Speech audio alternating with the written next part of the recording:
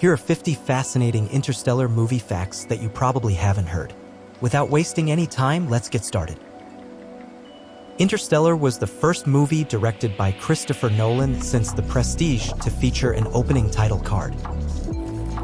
Despite being released in 2014, Interstellar topped the charts as the most pirated film of 2015. On Rotten Tomatoes' 25th anniversary held in 2023, users voted Interstellar as the second greatest film of the last 25 years. The Dark Knight 2008 and Inception 2010 were first and third, respectively.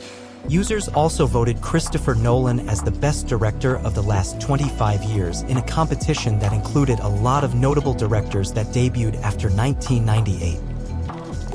The word interstellar is said only once in the entire movie. The film's cast is exceptional as it contains 7 Oscar winners, which include Matthew McConaughey, Anne Hathaway, Michael Caine, Jessica Chastain, Matt Damon, Casey Affleck, and Ellen Burstyn, plus 2 additional nominees, John Lithgow and Timothée Chalamet. Matt Damon was not included in the promotion for this movie. His name was not mentioned and he did not attend any of the premieres. In fact, apart from an article in Variety announcing his casting as an unspecified role, his role was kept secret until the release of this movie. It is the first of 2 movies in which Matt Damon has played a stranded astronaut stuck on another planet, the other being The Martian, 2015. Christopher Nolan and Matthew McConaughey discovered different sides to each other while working together. McConaughey expected Nolan to be a perfectionist, but learned he is collaborative, has a dry sense of humor, and that he actually likes the imperfections. Meanwhile, Nolan believed McConaughey would be loose and laid back, but found him to be intense and serious about his work on this film. Matthew McConaughey kept the movie's plot a secret from his wife until post-production. Anne Hathaway's character is named Amelia. This may be a nod to famous pilot Amelia Earhart, who, like Hathaway's on-screen persona, was a woman who went further than any other person in exploring and flying. Famous Indian actor Irfan Khan was considered for a role but declined due to schedule conflicts with The Lunchbox 2013 and D-Day 2013. Nolan deliberately intended some dialogue to seem drowned out by ambient noise or music, causing some theaters to post notices emphasizing that this effect was intentional and not a fault in their equipment. The school where Cooper goes to the parent-teacher conference is called Longview School and is an actual school in Longview, Alberta, Canada, where the scene was filmed. Coincidentally, McConaughey graduated from Longview High School in Longview, Texas. The apocalyptic Earth setting in this movie is inspired by the Dust Bowl disaster that took place in the central areas of the United States and Canada during the Great Depression in the 1930s. For a cornfield scene, Christopher Nolan sought to grow 500 acres of corn, which he learned was feasible from his producing of Man of Steel 2013. The corn was then sold and actually made a profit.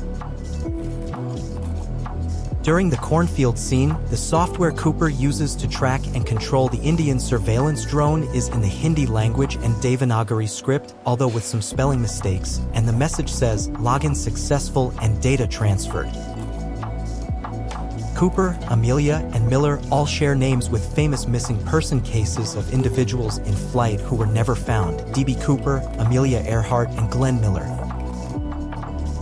Steven Spielberg initially planned to direct the film in 2006 with Jonathan Nolan as the screenwriter.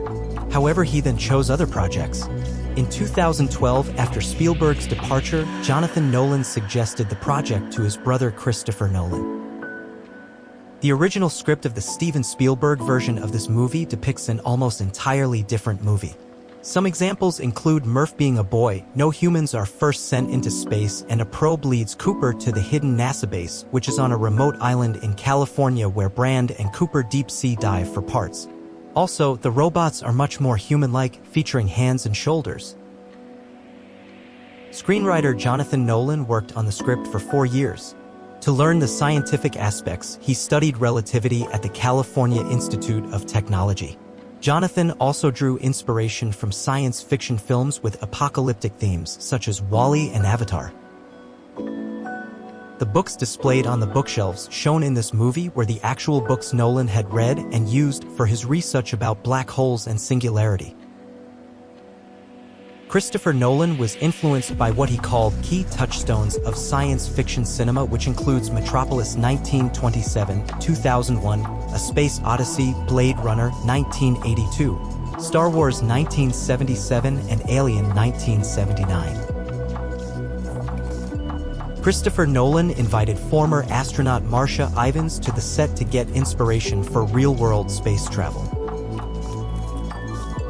The method of space travel in this movie was based on physicist Dr. Kip Thorne's works, which were also the basis for the method of space travel in Carl Sagan's novel Contact and the resulting movie adaptation, Contact, released in 1997. The dismantled robot on the ice planet has the designation KIPP, which is a reference to executive producer Dr. Kip Thorne. Composer Hans Zimmer was instructed by Christopher Nolan to make a unique score. Also, Nolan did not provide Zimmer a script or any plot details for writing music for the film and instead gave the composer one page of text. Hans Zimmer's score for this movie bears a striking resemblance to his previous iconic theme, Journey to the Line from the Thin Red Line. In Christopher Nolan's opinion, the score composed by Hans Zimmer is the strongest and most powerful one he has created so far. The acronym TARS actually stands for Technically Artificial Robotic System. The majority of shots of the robot TARS were not computer-generated.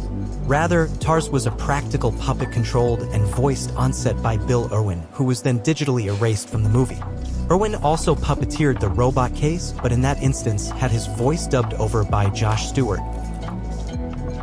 Christopher Nolan came up with the design for TARS with production designer Nathan Crowley. Nolan recounted that when he presented a model of TARS to his children, they were initially unimpressed and didn't perceive it as a robot. However, their excitement grew when they witnessed its adaptable functionalities and configurations.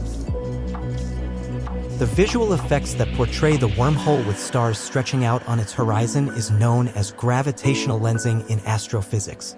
That is, in fact, how astronomers have identified black holes. The wormhole explanation using paper and pen is exactly the same as it appears in Event Horizon, 1997.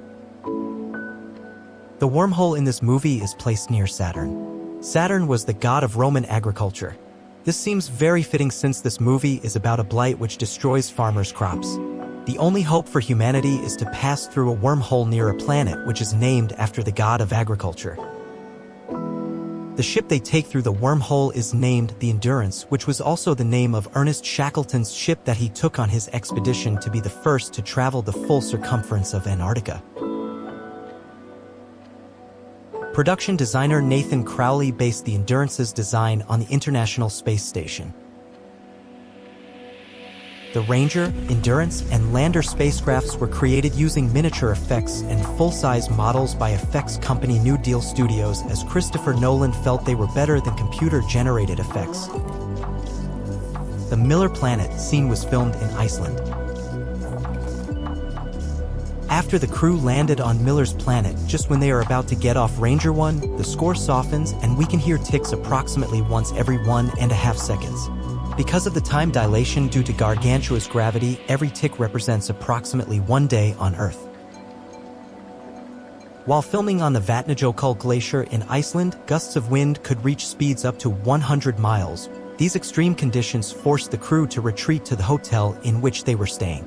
Because of Christopher Nolan's persistence to shoot something, the crew ended up shooting insert shots in the parking lot of the hotel. Anne Hathaway suffered from hypothermia while filming in Iceland due to the fact that her astronaut suit was open while filming scenes in the icy water. The Library Tesseract set is visually reminiscent of the interior of HAL 9000's memory core in 2001, A Space Odyssey, 1968. After solving the gravity equation, Murph shouts, "Eureka!" This is a reference to a phrase used by the ancient Greek inventor Archimedes meaning, "I found it." He said it after realizing that the volume of water displaced in a tub had to be equal to the volume of the submerged body part. The escape method from the black hole using the spaceships jointly as thrusting power resembles the escape method in 2010, the year we made contact, 1984, as well as one used in an animated Star Trek show. The name of the black hole is Gargantua. Gargantua is a character created by François Rabelais in his Gargantua et Pantagruel novels. In the novels, he was also a giant with an incredible appetite which was very difficult to satisfy.